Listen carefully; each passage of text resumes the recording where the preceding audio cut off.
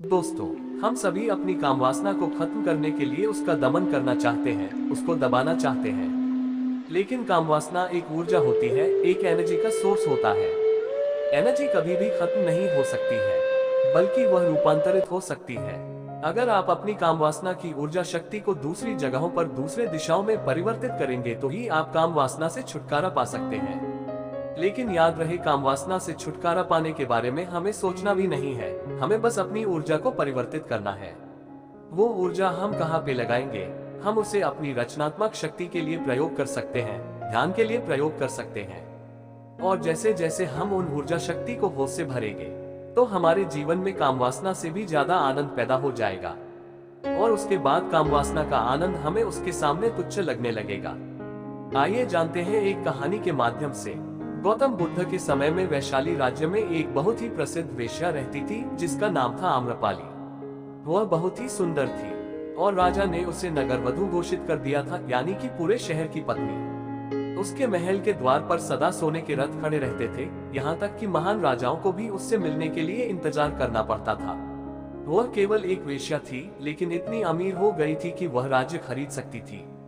आम्रपाली का शरीर जितना सुंदर था, उससे कहीं सुंदर उसकी आत्मा थी, जो सच्चे प्यार के लिए तरसती थी, क्योंकि आम्रपाली खुद से वेश्या नहीं बनी थी। उसे जबरदस्ती राजा ने वेश्या बनाया था। आम्रपाली के वेश्या बनने के पीछे एक कहानी है। आम्रपाली अपने ग्राहकों को बहुत प्यार करने का दिखावा करती थी, क्योंकि उसे इसके लिए भुगतान किया जाता था, लेकिन अंदर से वह उन सब से नफरत करती थी, क्योंकि वह सभी उसका इस्तेमाल एक भोग की वस्तु के रूप में करते थे। एक इंसान के रूप में उसका सम्मान कोई नहीं करता था। एक दिन आम्रपाली अपने महल की बालकनी में खड़ी थी। अचानक उसने महल के सामने से एक युवा बौद्ध भिक्षु को गुजरते हुए देखा, जिसके पास कुछ भी नहीं था सिवाय एक भिक्षा पात्र के, लेकिन उसके पास जबरदस्त जागरूकता थी और लोगों को खुद की ओर आकर्षित करने की अद्भुत शक्ति थी। जब युवा बौद्ध भिक्षुओं ने ऊपर की तरफ देखा तो आम्रपाली उसे देख रही थी।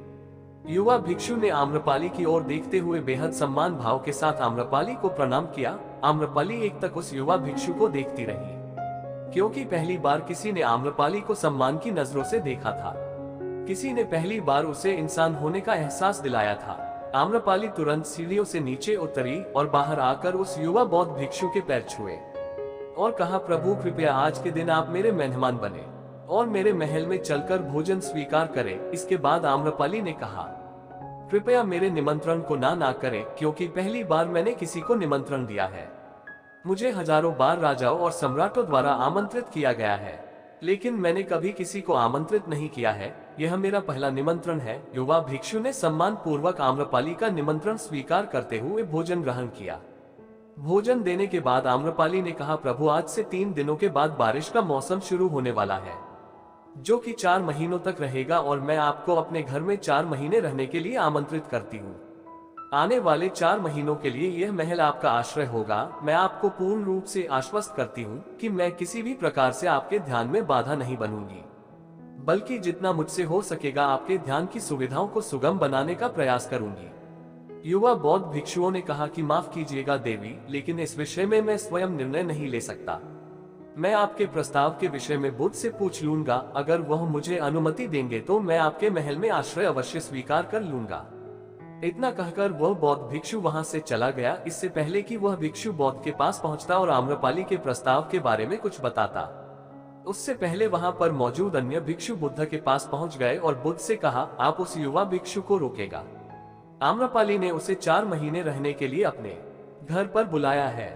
आम्रपाली एक वेश्या है और एक भिक्षु एक वेश्या के घर में 4 महीने रहे, ये सही नहीं है। इससे हमारे संघ में गलत संदेश फैल जाएगा। बुद्ध ने कहा, कृपया आप लोग शांत हो जाएं और उस भिक्षु की आने की प्रतीक्षा करें। थोड़ी देर बाद वही युवा भिक्षु बुद्ध के पास आया। उसने आते ही बुद्ध के पैर छुए और उन्हें पूरी कहानी सुनाते हुए कहा कि बुद्ध, नगर की एक आम्रपाली नाम की महिला ने मुझे बारिश के 4 महीने अपने घर पर रहने के लिए आमंत्रित किया है। मैंने उसके निमंत्रण का भी कोई जवाब नहीं दिया। मैंने उससे कहा है कि अगर आप मुझे उसके घर पर रहने की आज्ञा देंगे तभी मैं उसके घर पर रहने के लिए जाऊंगा। अतः बुद्ध, आप जो कहें मैं वही करूंगा। उस युवा भिक्षु ने आम्रपाली के विषय में वेश्या शब्द का प्रयोग न करते हुए केवल महिला शब्द का प्रयोग किया। बुद्ध ने उस युवा भिक्षु की आंखों में देखा और कहा, तुम रह सकते हो। तभी अचानक एक बूढ़ा भिक्षु खड़ा हुआ और बोला कि बुद्ध, ये सही नहीं है। ये युवा भिक्षु एक सच्चाई छुपा रहा है। इसका कहना है कि एक आम्रपाली नाम की महिला ने अपने घर पर रहने के लिए इसे आमंत्रित किया है, लेकिन वह एक महिला नहीं है, वह एक वेश्या है। बुद्ध ने कहा कि मैं जानता हूँ, क्योंकि इसने वेश्या शब्द का प्रयोग नहीं किया है। इसका अर्थ है कि उसके मन में उसके लिए सम्मान का भाव है, इसीलिए मैं इसको वहां रहने की अनुमति दे रहा हूँ। वहां मौजूद हजारों भिक्षुओं को विश्वास नहीं हो रहा था कि बुद्ध ने एक युवा भिक्षु को एक वेश्या के घर में रहने की अनुमति दे दी है। अगले 3 दिनों के बाद युवा भिक्षु आम्रपाली के घर रहने के लिए चला गया। उसके जाते ही वहां पर उपस्थित अन्य भिक्षु उसके विषय में तरह तरह की बातें बनाने लगे। बुद्ध ने सभी को शांत करते हुए कहा, मुझ ऊपर विश्वास है। मैंने उसकी आंखों में देखा है कि उसके भीतर तनिक भी भोग की इच्छा नहीं थी। अगर उस भिक्षु का ध्यान गहरा है तो वह आम्रपाली के हृदय को परिवर्तित कर देगा, और अगर भिक्षु का ध्यान गहरा नहीं है तो आम्रपाली अपने शारीरिक आकर्षण से भिक्षु को परिवर्तित कर देगी। यह एक प्रश्न है, ध्यान और शारीरिक आकर्षण का, जिसका उत्तर हमें 4 महीने के बाद मिलेगा। बुद्ध की बात सुनकर वहां पर उपस्थित भिक्षुओं ने कहा कि बुद्ध, उस युवा भिक्षु पर बहुत अधिक भरोसा करके अनावश्यक आप जोखिम उठा रहे हैं। वह भिक्षुक युवा है और आम्रपाली बहुत सुंदर है। समय प्रारंभ हुआ और वर्षा ऋतु के 4 महीने बीत गए। वह युवा भिक्षु वापस आ गया। उसने आते ही बुद्ध के पैर छुए, और उसी युवा भिक्षु के पीछे आम्रपाली भी आई हुई थी। उस युवा भिक्षुक ने आम्रपाली का बुद्ध से परिचय कराते हुए कहा, बुद्ध, ये आम्रपाली है और यह आपसे दीक्षित होना चाहती है। यह एक अनोखी महिला है। ये न केवल सुंदर है, बल्कि इसकी आत्मा भी उतनी ही शुद्ध है जितनी आप कल्पना कर सकते हैं। आम्रपाली ने बुद्ध के पैर छुए और कहा, मैं पहली बार देखने भर से इस युवा भिक्षु से प्रेम करने लगी थी, इसीलिए मैंने अपने सौंदर्य से कई बार इसे आकर्षित करने का प्रयास किया, लेकिन मैं पूर्ण रूप से असफल रही। इसके बजाय इस युवा भिक्षु ने मुझे ध्यान के प्रति जागरूक किया और एहसास कराया कि वास्तविक जीवन भोग नहीं परंतु ध्यान है। इसीलिए बुद्ध, मैं अपनी सारी संपत्ति आपके शिष्यों को दान में देना चाहती हूँ और शेष जीवन ध्यान में बिताना चाहती हूँ। इसके बाद आम्रपाली बुद्ध के शिष्यों में पहली महिला हुई जिन्हें आत्मज्ञान की प्राप्ति हुई।